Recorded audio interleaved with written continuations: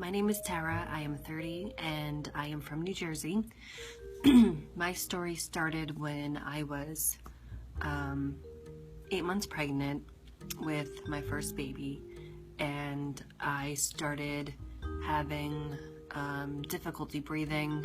Not too bad. I just thought maybe the baby was pressing on, my lungs, and it was getting harder to breathe as she got bigger. I had to prop myself up at night to sleep. I was going to the bathroom more often, and I had a lot of swelling. So in the beginning of my 8 months, I started getting worse, and I was going to bring it up to my doctor, who I was going to be seeing in a couple days anyway. But when I got to the appointment, my blood pressure was very high, that he wanted to send me directly to the hospital. So when I got to the hospital, that was a Monday night, I had some tests done and everything came back normal. Everything was fine except that I just had high blood pressure. So they were thinking that I had preeclampsia at that point. So they wanted me to stay the night. The next day I had an ultrasound to check on the baby to see how she was, and everything came back fine. She was great. At that point, they wanted me to, the plan was to hold off until I was 37 weeks pregnant, and then they would take the baby. But by Tuesday night, my blood pressure was through the roof. It was extremely high. I had 3 high readings in a row. So the nurse went to call the doctor. And at that point, I got up to go to the bathroom, and I walked back to the bed, and I just couldn't breathe. So I had the nurse get some oxygen, and she put the mask on, and it wasn't helping at all. So I was taking it off, and when I was taking it off, I started throwing up fluid, and it was just never ending. And I remember thinking, I wish I would pass out. Things started to get dim, and then I eventually passed out. And I woke up 13 hours later. I was on a vent. They had to do an emergency C-section, and that's when they said I had preeclampsia, pulmonary edema, I was in renal failure, I might have to go on dialysis, and I had some form of cardiomyopathy, but they didn't want to pinpoint it to peripartum cardiomyopathy, because they didn't know if it was pregnancy induced at that point or if I had it all along. I stayed a while in the ICU. I had a couple setbacks, and I ended up going into congestive heart failure, and I got better, and I was transferred to the cardiac floor, and then I was eventually transferred into maternity. So I was in the hospital overall about I think 10 days while the baby was in the NICU. And then I had a follow-up echo 4 months later. My initial EF was 15 to 20%, and at this point it was up to 45%. At that time they diagnosed me with peripartum cardiomyopathy, and I already did a lot of research on it after everything happened, so I knew the symptoms, I knew everything, what happened, and it just everything fit. So I knew at that point it was peripartum. In the hospital, they had me on a whole bunch of different medications, Lasix, Metoprolol, lisinopril, and some other things that I don't remember. And now I'm only on lisinopril. So overall, I'm doing very well. I wish I would have known about this. I had no idea that PPCM existed.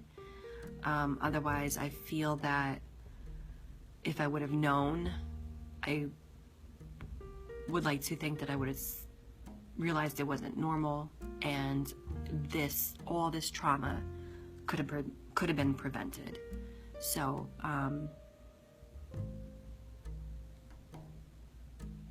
I wish that there was more awareness, and I hope with us telling all of our stories that there will be greater awareness of this. And Hi, my name is Emily and I'm 23 years old. I have peripartum cardiomyopathy. I was diagnosed on October 31st, 2015. I had a very normal pregnancy. I did have a little high blood pressure, so I was on the borderline of preeclampsia, but I did not get diagnosed with that. So we had my son 2 weeks early. He was born October 31st, 2015. And it was supposed to be a normal labor, a happy labor, a happy moment for everyone involved, and it was not. I could not dilate anymore past an 8, so they took me in around 11 o'clock at night, and I started labor at 7 o'clock in the morning on a Saturday. And I went to the stretcher, and I went code blue.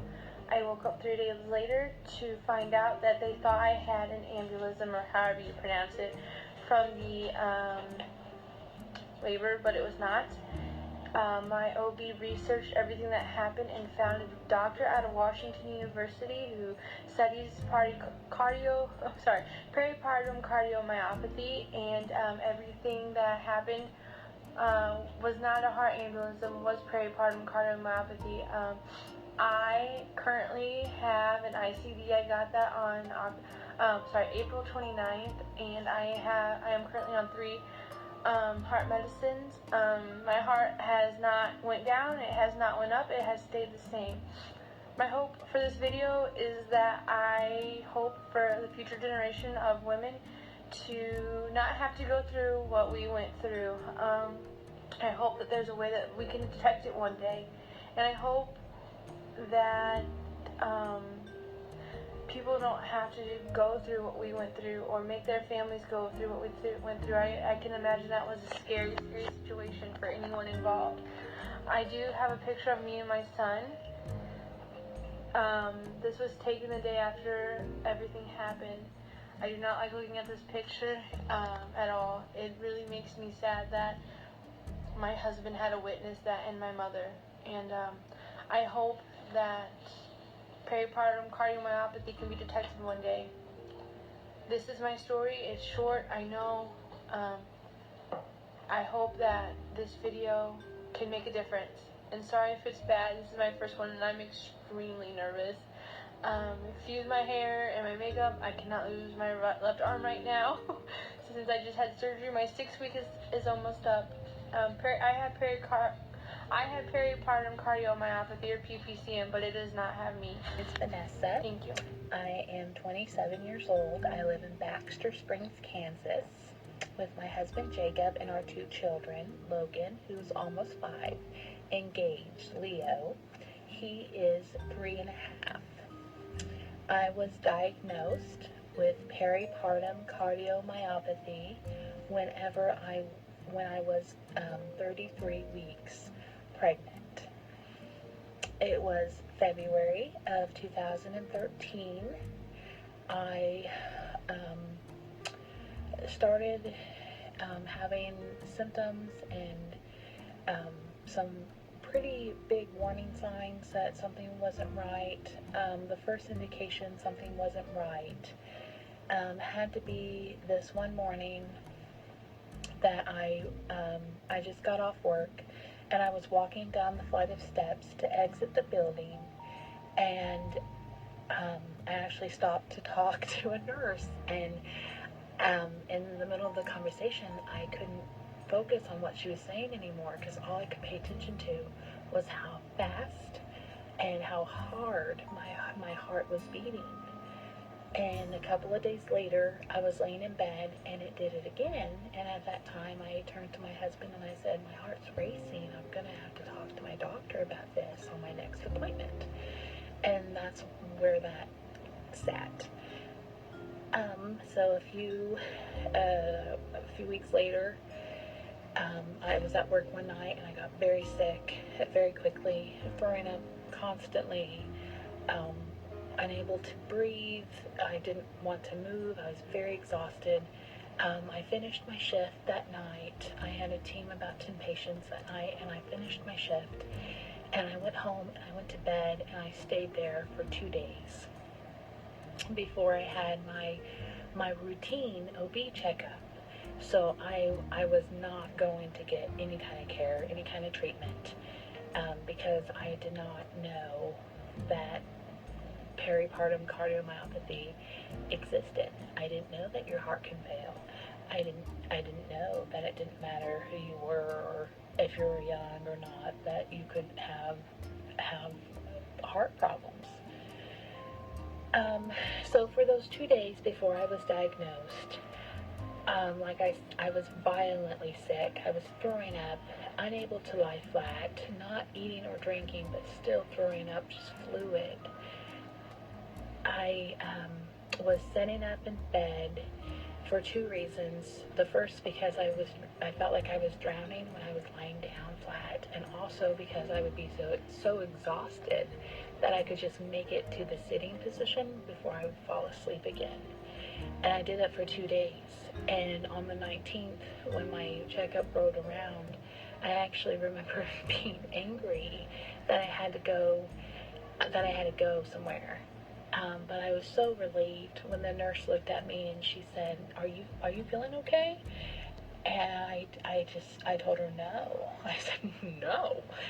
And I was so relieved because I knew whatever this was that I was battling, I knew I was going to get help now. And I knew I wasn't alone anymore. So they sent me to a room, and the doctor came in. Her name is Dr. Langer, and I do credit her for saving my life. She did her exam, and she sent me to the hospital immediately for a chest x-ray and some other tests. The chest x-ray revealed that I had an enlarged heart, so she ordered an echo for the next morning. And after getting all the fluid for that all night long, I got fluid and just ran through me, and I was feeling better because I wasn't dehydrated anymore. Another doctor came in, an on-call doctor, and he was talking to me for a little bit, and he said, one more test, and then I'll get you home. We'll send you home. And me being so naive and feeling better, because of course I had fluid again in my body, I thought, great, I can go clean my house. That's how, but I had no indication that what was coming was coming. The test they ordered that morning was an echo, and that revealed a 5% ejection fraction. So I was pretty bad and sick. After I found out, it was just a blur of doctors coming in and telling me all kinds of information and giving me their opinions, and they were trying to decide my care plan. And a couple of hours after I was told what was going on, they told me they were going to transfer me to a bigger hospital, which was Barnes Jewish Hospital in St. Louis. It's about 5 hours from where we live, by a car. And they told me they were going to fly me there by airplane, and I just thought, why waste the resource? I can do it. We can make the trip. But it was very serious. And so, I'm sorry, I'm laughing. I have all kinds of, the windows open, and I have all kinds of bugs flying around. We're not dirty, it's just the windows open. So anyway, I just thought that was weird. Why do I need to be flown to a bigger hospital? Until a doctor came in, who I don't know his name, I don't even think he introduced himself. If he did, I sure didn't remember it. And he told me that they didn't expect me to live, and they didn't expect me to even make it back. And of course, it was a moment when my husband was out of the room because he went to check on our son, who was staying with my mom. And I just,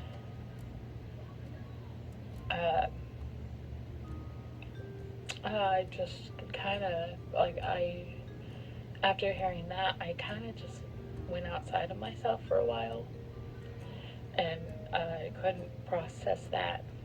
But it definitely got me serious, and it got me to understand how serious it was. So the next day they flew me to St. Louis, and I was compliant. I didn't argue anymore. And I was very intimidated being there, very scared to be in a bigger city, and I didn't have a clue. Like, I knew the name of the hospital, and that was about it. I didn't know where I really was, and I had a very hard time with that, and being scared for me, and scared for the baby, and scared that my husband was going to have to raise him by himself, and um, I I don't know, like, we got there on a Friday, and we didn't have the C-section scheduled until Monday, and we just spent that weekend very quiet and just together. Like, we didn't really say anything to each other, but we just we just kind of sat together. Um, so Monday rolled around, and they had me in the surgery part for the C-section and the tubal. We did decide to have a tubal after speaking to both my local cardiologist and the specialist. My husband and I decided to have a tubal, and it proved to be wise for us because, we're pretty out from my diagnosis date now, and I'm still not doing good. So I'm doing better, but still not great. And what sticks out to me about the C-section is whenever they placed the central line, and of course they didn't let my husband in the room when they were placing the central line or the A line. And the doctor, when she put it in, it felt like she was sewing my face, and that hurt, and that hurt really bad. And I had a nurse that held my hand during that because I guess I just kind of started to cry, and she just reached out and held my hand, and that's what nurses do. And after the surgery part, I went to the ICU for a couple of days, and went back to the OB floor and back to the card, and then transferred to the to cardio. And I was there for a while, and then I was discharged a week actually before my son was. So we had to stay in St. Louis, and that's whenever I wanted so badly to get to normal again, do my normal task. I actually, that's when I realized I was very sick, and I didn't have normal anymore. Trying to fill my medications, and being exhausted in the store. I am going to confess, I actually tried to do laundry, and I was exhausted, just exhausted, and I can't really describe this. It was the feeling after all that. It was more like being like a dark cloud, like, those cartoons where it was raining on you. Well, that's how it felt. I was so down and so depressed and so scared. And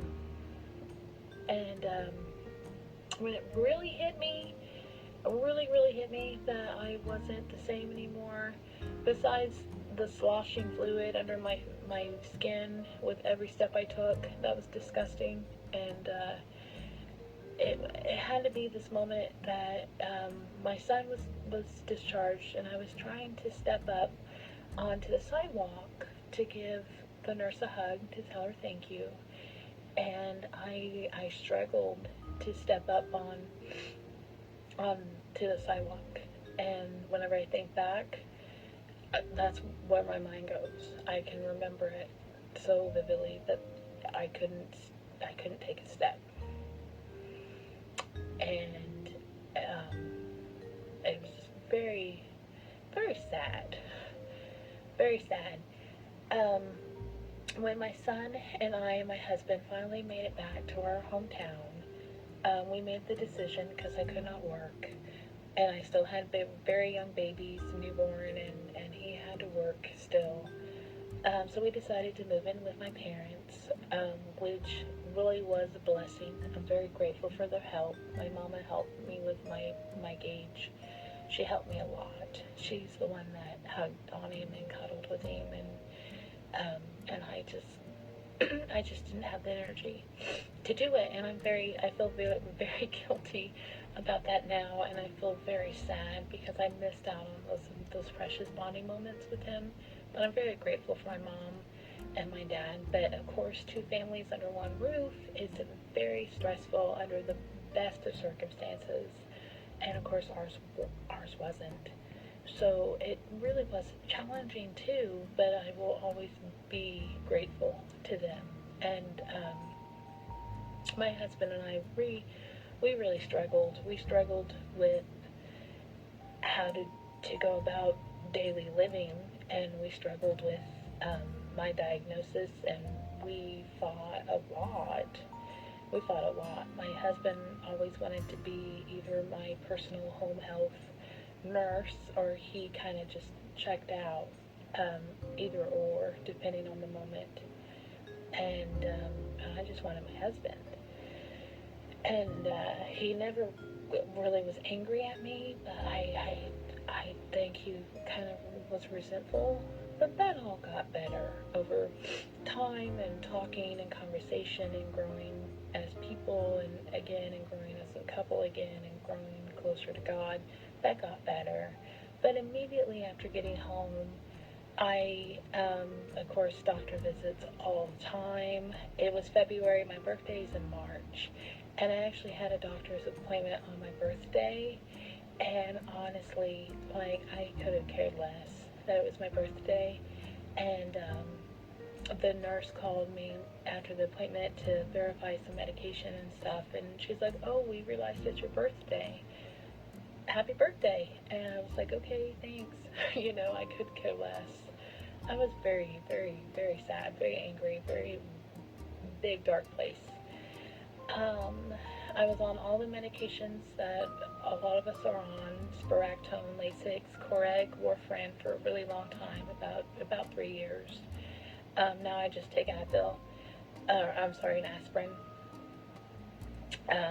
I'm on lisinopril and digoxin and potassium, and all that good stuff. A fistful twice a day. Try to be compliant. At the beginning, I was rebellious toward my medication. Like, don't tell me what to do. I'm going to drink pickle juice no matter what you say. Kind of rebellious. And I had a program that I was in called Heartwise, and it was a beautiful nurse. Her name is Catherine that ran that program, and she counseled me, and she helped me understand what was going on, and to do the best I can. And it's okay to rest. You don't have to do chores. You don't have to sweep the floor if you're not feeling good. It's she kind of gave me permission to rest. And she was very wonderful, and God bless her. I was on a life vest when I first got home. They did echoes a lot, and it did rise, but it rose slowly. 12%, 20%, 20% for a very long time, a couple of years. And it's just now gone up to about 30%, 30 to 35%, depending on the doctor, depending on the echo, which is funny to me, but I guess it just depends on how they read them. That's a big improvement, but of course it's taken 3.5 years to get there. I had an ICD placed, which was awesome because the life vest was gone. I hated that life vest. I put my husband's class ring, I actually clipped that onto it, to the strap part, just to give me some encouragement, and kind of, there's more to life than just this piece of equipment that's wrapped around me. After the ICD was placed, they just kept saying, give it some more time, and we did. Like I said, we had improvements, And as like, I don't know if it was the improvements with my heart that made things better, or if it was the improvements with my attitude. I'm sure it was both. I'm sure they go hand in hand. Um, but things got better. Like my husband and I, our marriage got better. And I credit that to God and also to him, because I was ready to check it all out, and he was more committed than I ever was. And I'm very glad that he stayed. To be honest, I probably wouldn't have. Then I would now. Our children are beautiful. Like I said, they are 3.5 and 5, almost 5, and we plan birthday parties, and we have a swimming pool, and they're beautiful. I am so grateful. It's a fair trade, and I know that's controversial to say, because there are millions of women out there that can do it all and have it all, and some of us just don't. But I do believe it's a fair trade, because I have 2 beautiful children, and I would do it all again for them. As we speak, if they needed it, I would give them my heart. I would give them my spine. To be with them, it's priceless, and I love them, and I thank God for them. And I'm very glad. I'm very glad for awareness, and for this project, and for we need to talk about it. People need to know. Caregivers need to know. Nurses need to know. Women need to know that this can happen. I would like to think that if I knew the scary, difficult struggle will maybe happen, I would like to think I would pay more attention and got treatment, at least had it detected earlier. I've always kind of heard, if you get it, the earlier it's detected, the earlier you get better. And so I do take responsibility, because I should have went. But I do believe that if I knew about it, I would have gone. So good job on the awareness, and thank you all, and keep posting those awesome, encouraging posts. Whenever I see women say, "Oh, I saw my baby today graduate high school," it blesses my heart, because that was my big fear, of not being able to see my children graduate high school. Currently, I probably should say I'm wearing an event monitor. My last pacemaker check revealed something else might be going on. So, and they said that's kind of common whenever you have, prolonged damage to your heart, for it to start acting up in other ways. It's my new cardiologist's opinion, so that's okay. We can do it. We can do all things through Christ that strengthens us, right? Keep on keeping on, girls, and thank you so much. Hello, everyone. My name is Supriya Lewis. I'm going to tell you about my PPCM experience. Okay, I got pregnant when I was 21 years old with my oldest, and basically I had a lot of problems, a lot of issues, pretty much after I hit month 5. So my blood pressure rose, and basically I was swelling. I had like intense swelling, like really. I couldn't even fit my same shoes that I wore. I had to wear like 3 sizes bigger. So like in the midst of everything, doctors kept telling me everything was normal. It's normal to swell like I was, normal for my blood pressure to be sky high. So they didn't do anything about it. So basically, once I hit about 8.5 months pregnant, my pulse started to raise. It was like 115. Even resting. So once again, You know, they were like, are you super anxious?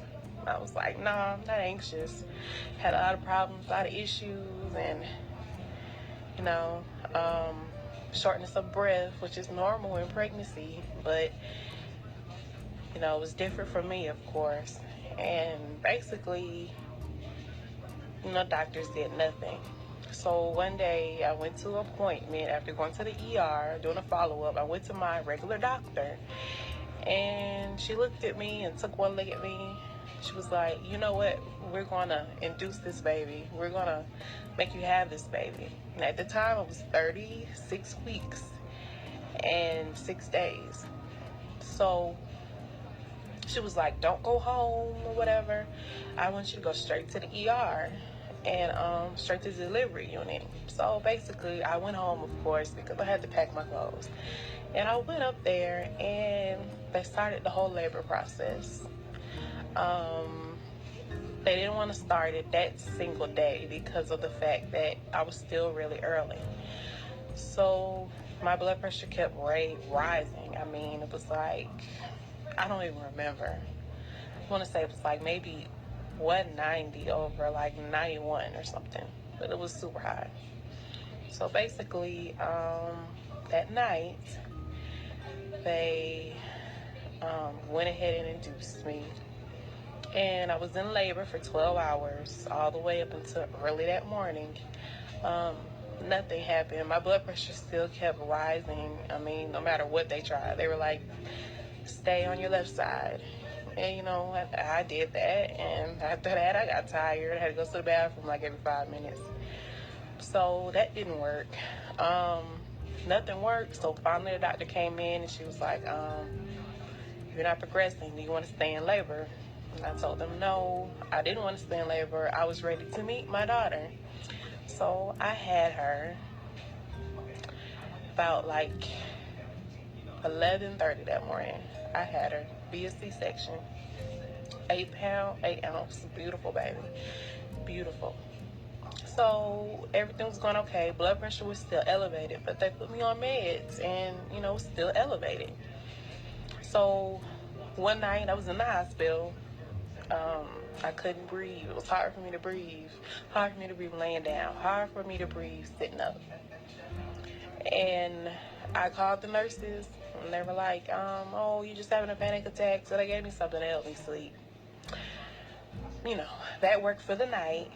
So the doctors came in the day after, and they released me.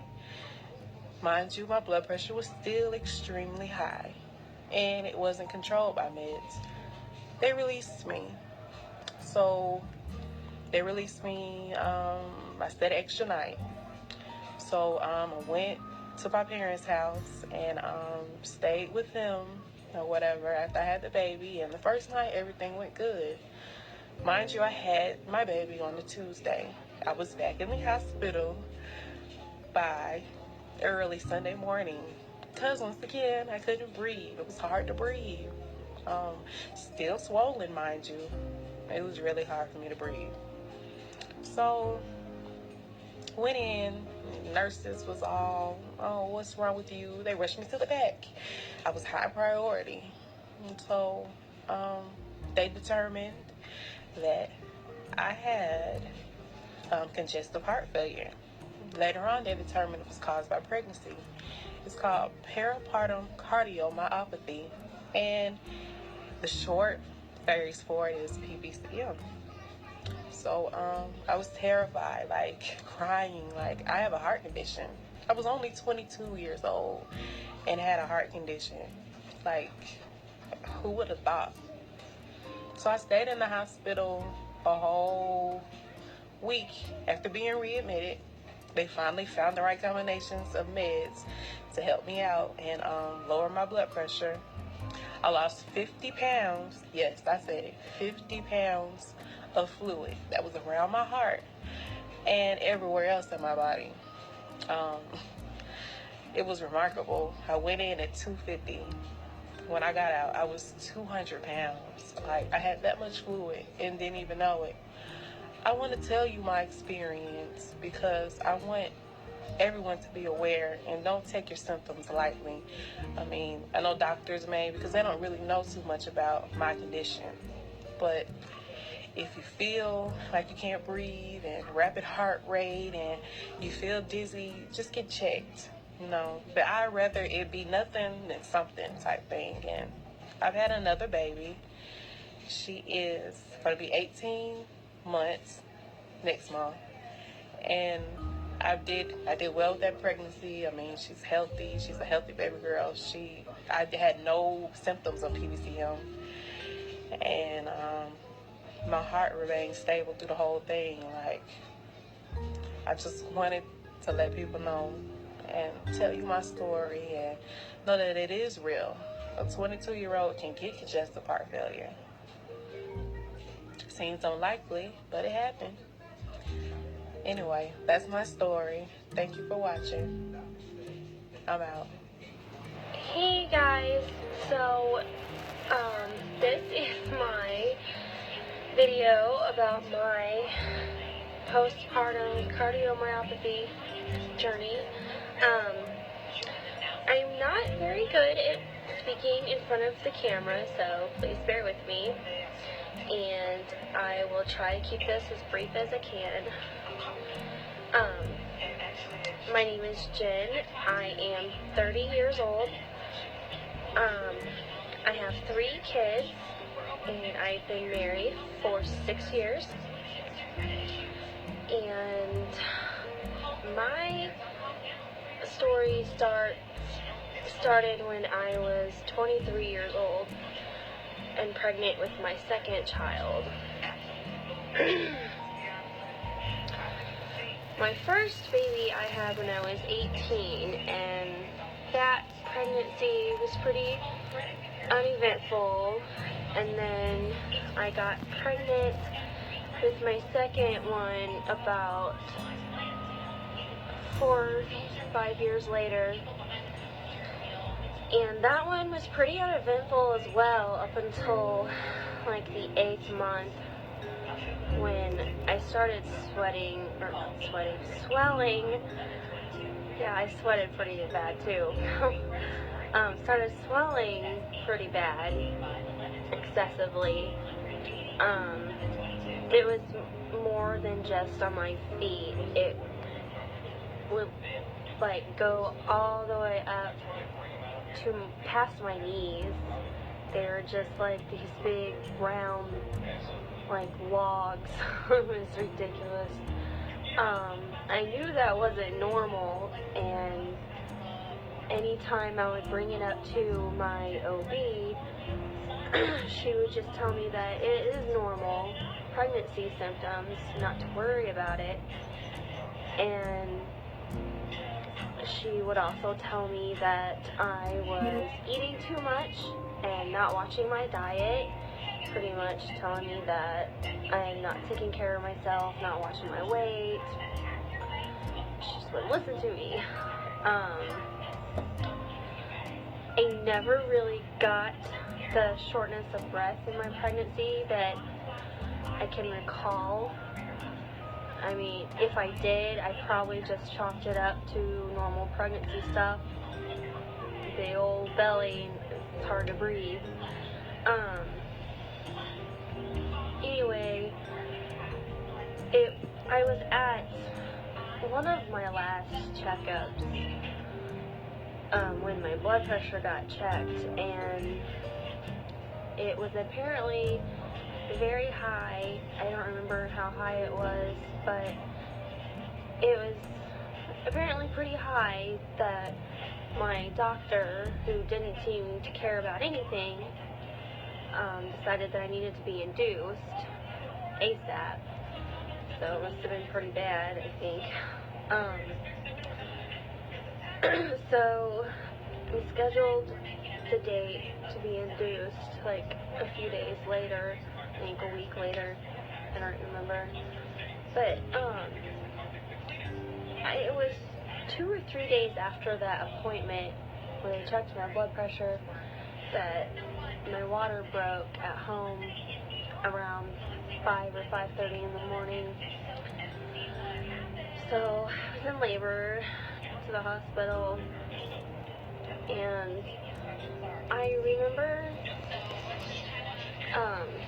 that this labor was going on a little bit longer than my first one, and I was always like under the assumption that the labors get shorter with each kid.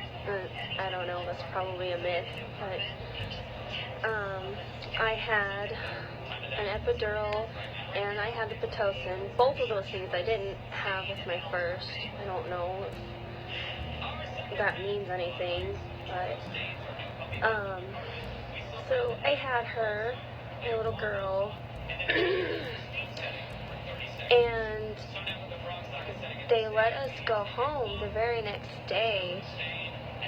I had always thought that you had to stay in the hospital for 48 hours, but they released me and my daughter after just one day, which I thought was kind of weird, but I didn't object to it.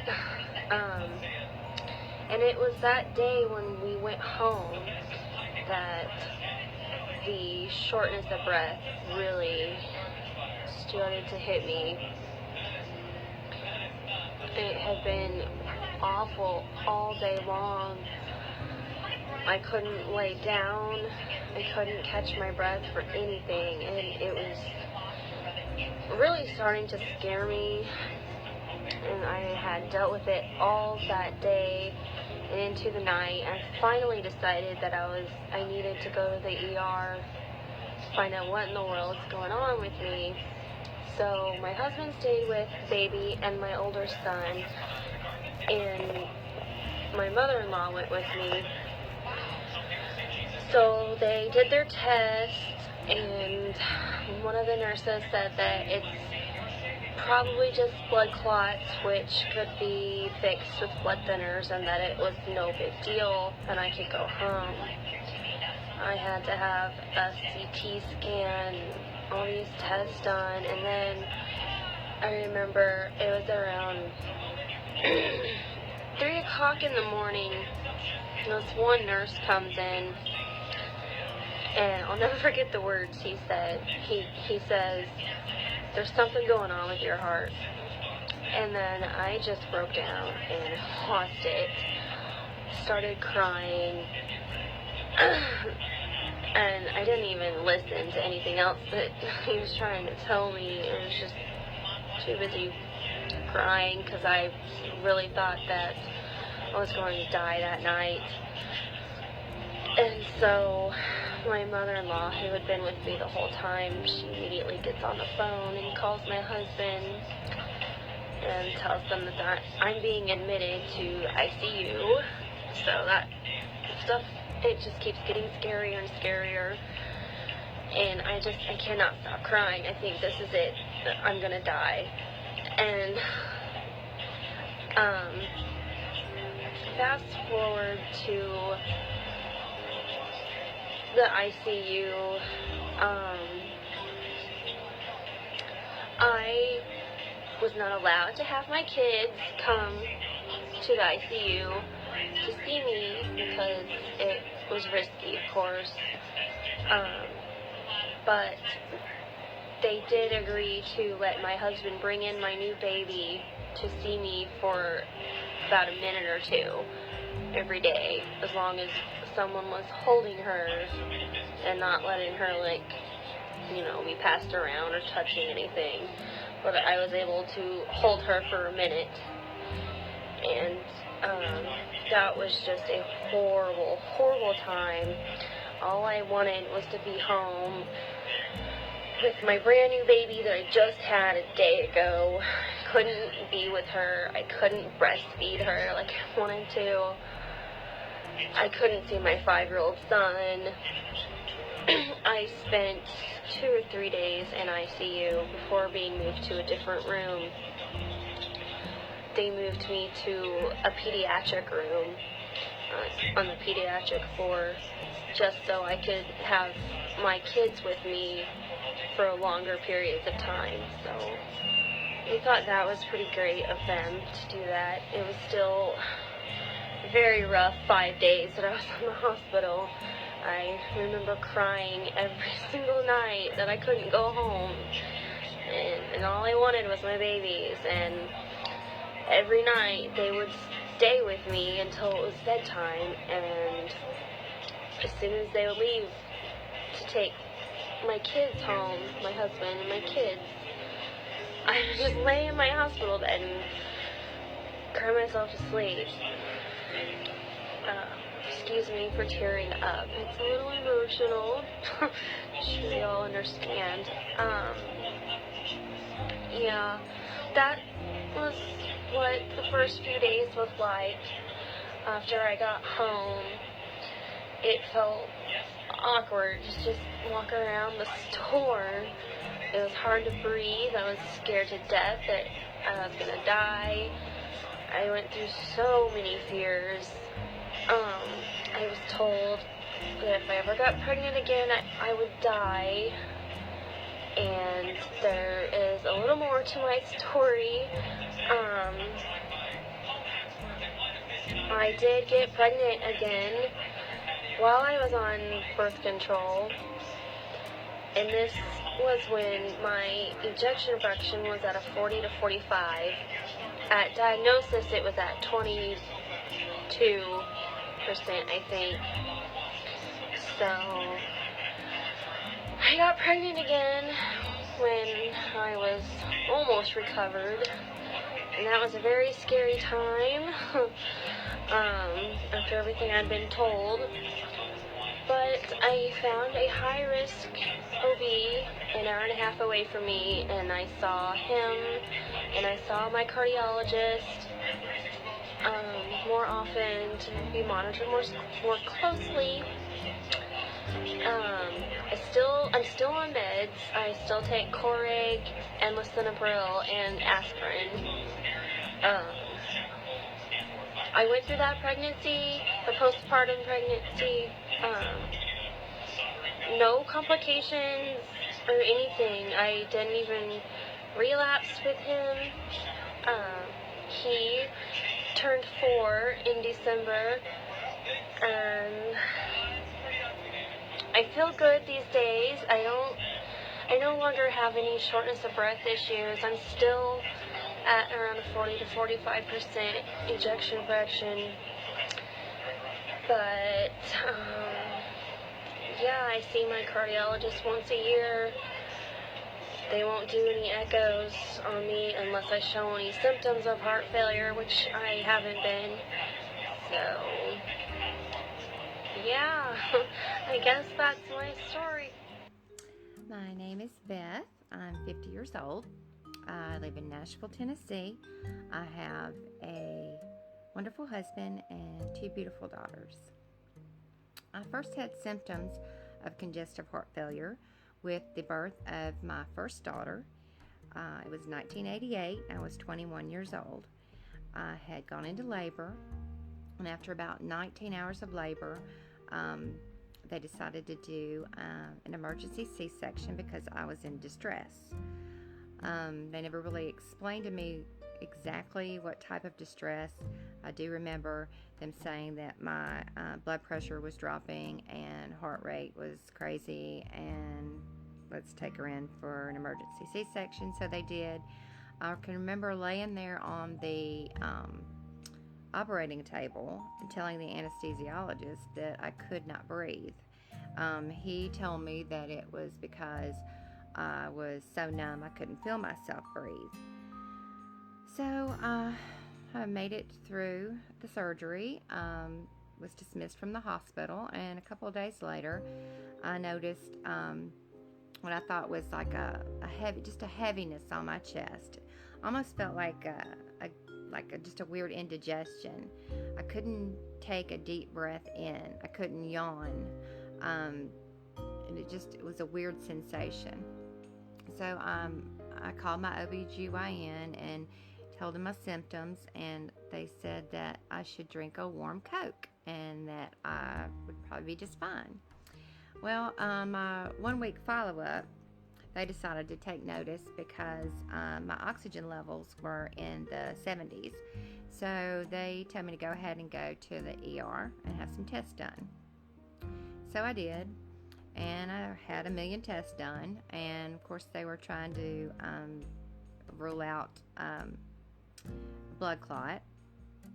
So that was their first scare. The first rule of thought was the blood clot. And then they did tell me that they found fluid around my heart and lungs, but they couldn't figure out why. They treated me for pneumonia. They treated me for asthma. I had 2 weeks worth of tests done. They wouldn't let me see my child because they weren't sure if I was contagious or not. And after 2 weeks being on oxygen and bed rest, sitting upright, they weren't giving me any answers. I wanted to see my newborn. I begged to go home, and they let me. So I think it took probably about at least 2 years before I had some of the stamina that I'd had before childbirth. Went on with life, and 13 years later, in a new marriage, we decided to have a baby together. So I was blessed with a pregnancy and had an uneventful pregnancy and a scheduled C-section in 2001. I was 35 at this point. So I was ready to have this new baby come in the world. I had an uneventful surgery, but that night in the hospital, I was just dozing off, and you don't usually lay back while you're in the hospital, so I was kind of sitting upright, but I was just dozing off, and I can remember just sitting bolt in my bed, and I thought I was having a panic attack. I'd never had one before, but I didn't know how else to describe it. I couldn't catch my breath. I felt like I was drowning. My heart was racing. I was white as a sheet. It was just a horrible, horrible feeling. I felt like I was dying. Of course, my husband called the night nurse, and she came in, and she put a fan in my face and cold rags on my head, and she said, "It's just fluctuating hormones. You're fine. You're probably just a new anxious mother, and everything's fine." When I told my doctor about it the next morning, he did not seem at all concerned. He acted like it was like everybody does this. It's no big deal. You're fine. So I was discharged from the hospital. About 2 days or so passed. I just continued to get worse every day. I got to a point where I could not walk 2 steps without having to stop and rest. I couldn't pick up or carry my child. I would not be able to take a deep breath in. I would go look in the mirror. I looked in the mirror. I said, "I look fatter now than I was when I was pregnant." I couldn't lay flat. I'd called my doctor, told him all my symptoms. "You're fine. You just had surgery. You're not going to, bounce right back. It's going to take a few days. You're fine." A couple more days went by. Continued to get worse. Called my doctor. "Please, you've got to see me." At this point, I felt like I had Rice Krispies in my chest. Something's not right. I'm not breathing right. I think I have pneumonia, something. So I finally convinced him to see me. Went to the office. They listened to my heart. They listened to my lungs. He said, "Okay, maybe you do have a little pneumonia. We'll put you on a round of antibiotics. There's nothing wrong with you. You're fine. This is perfectly normal symptoms after you've had a major surgery. You're 35 years old.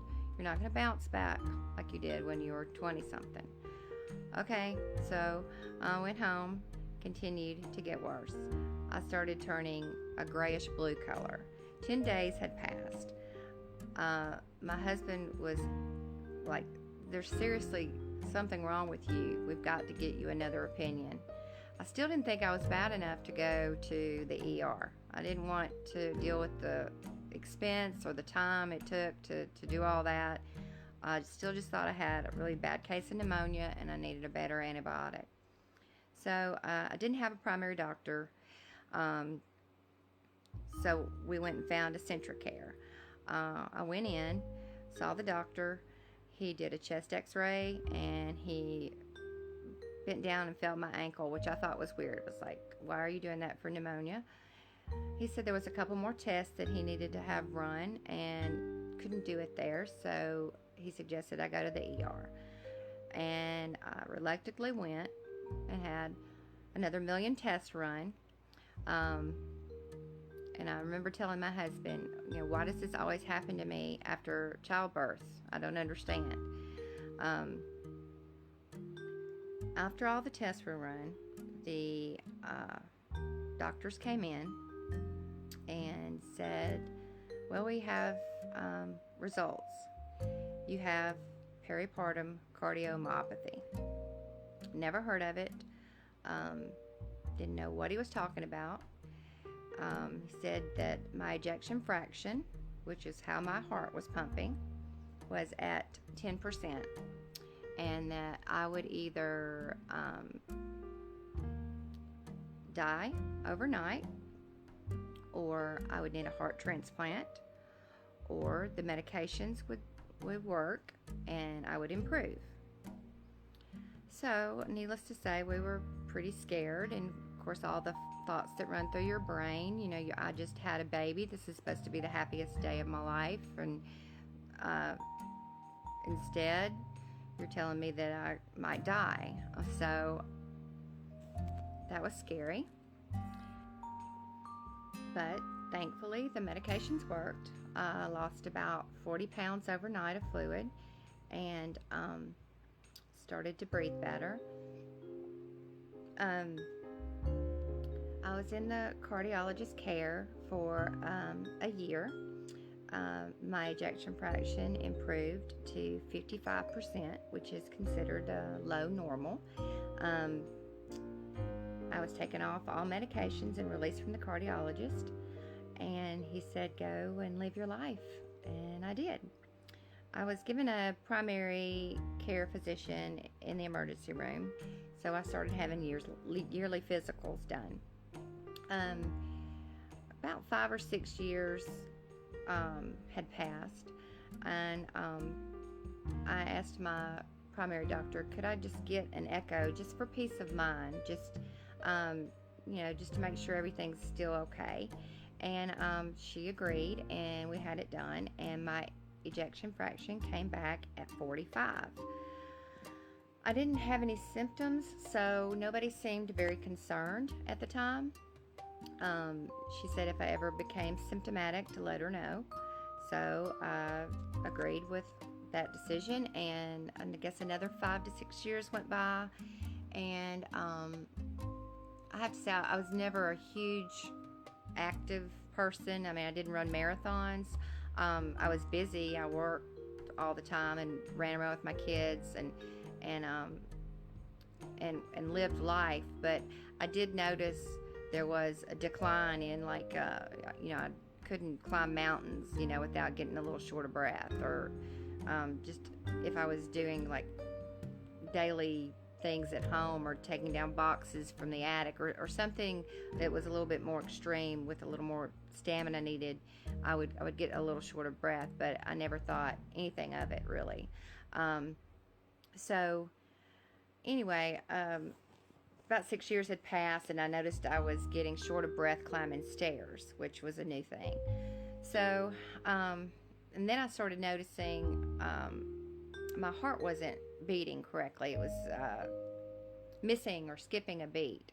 So my yearly exam was coming up, and I told my doctor about it, and she said, well, let's just do another echocardiogram just to see where you stand. And it came back at 30.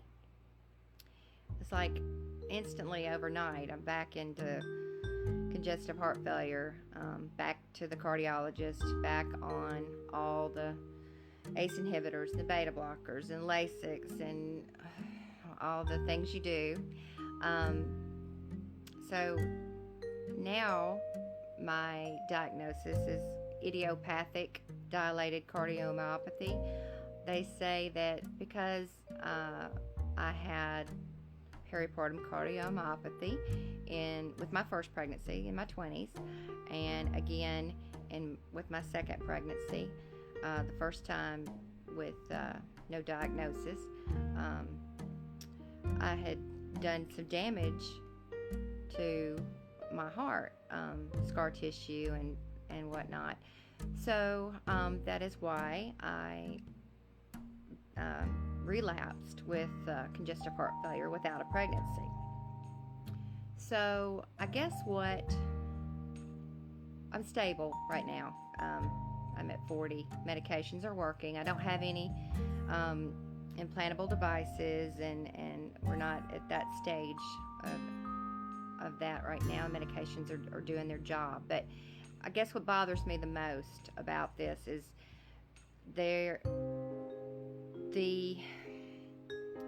unawareness of this condition by nurses, by doctors, by everyday people. Nobody knows about this. This is not as rare as 1 in 10,000. It is now being diagnosed in like 1 in every 2,000 women can have this happen.